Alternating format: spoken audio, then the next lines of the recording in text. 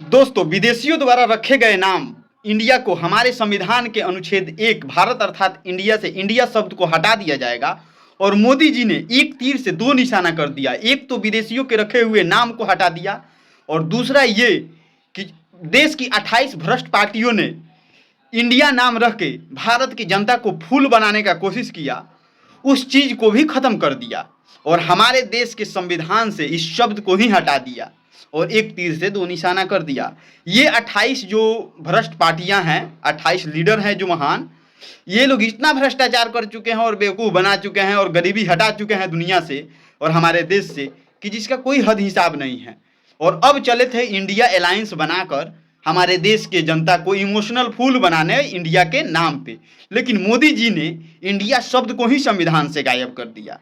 और आप देख रहे हैं कि 2-3 दिनों से अटकलें आ रही है। तो दोस्तों, अगर संविधान संशोधन करने की प्रक्रिया आप देखें तो सबसे पहले तो संसद में एक बिल लाना होगा संविधान संशोधन के लिए, जो कि हमारा संविधान ये अधिकार भी देता है 368 अनुच्छेद के तहत कि आप संविधान में कोई भी संशोधन कर सकते हैं।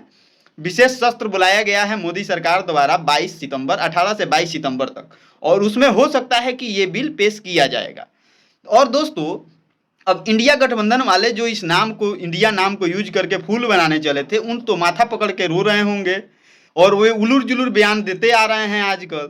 अब देखे होंगे कुछ दिन पहले स्टालिन का बेटा है जो कि उदयनिधि स्टालिन बोल रहा था कि सनातन धर्म को जड़ से मिटा दिया जाए, जिसके बाप दादा परदादा सनातन को मिटाते मिटाते खुद खत्म हो गए। वो 5 बोरी चावल में 5 किलो चावल में धर्म बदलने वाले अब सनातन को चैलेंज कर रहे हैं और सनातन मिटाने की बात कर रहे हैं। अरे भाई, अभी सुधर जाओ, अभी समय है। तुम लोगों का जो सोच है ना, ये पब्लिक के सामने आ जा रही है चुनाव से पहले ही 24 के, और पब्लिक जूते मार कर तुम लोगों को साइड करेगी। जो तुम लोग चुनाव के समय में जनेऊ पहन लेते हो कोट के ऊपर, वो अब नहीं चलने वाला है। मंदिर मंदिर खेलने लगते हो और बाद में चादर फादर करने लगते हो जीतने के बाद। अब यहाँ की पब्लिक होशियार हो चुकी है।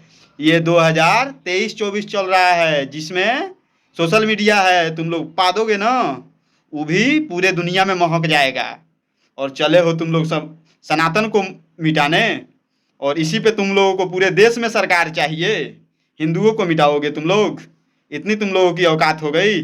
साला ये कंट्रोवर्सी वाला भाषण दे देकर ये नेता पॉपुलर हो जाते हैं। जिस उदयनिधि को कोई जानता नहीं था, उस उदयनिधि को आज सारा भारत जान रहा है। क्यों?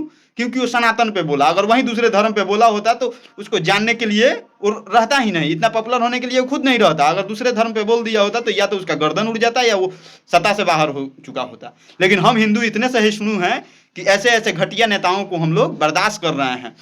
और दोस्तों, सबसे बड़े मूर्ख तो आप लोग हैं कि ऐसे ऐसे नेताओं को बढ़ावा देते हैं।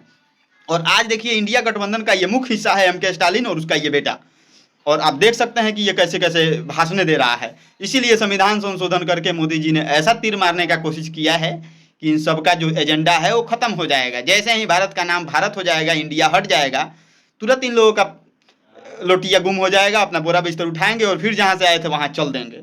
तो जय हिंद दोस्तों, ऐसे ही हमारे इंफॉर्मेटिव न्यूज़ को देखने के लिए हमारे पेज को फॉलो करें। Thanks for watching.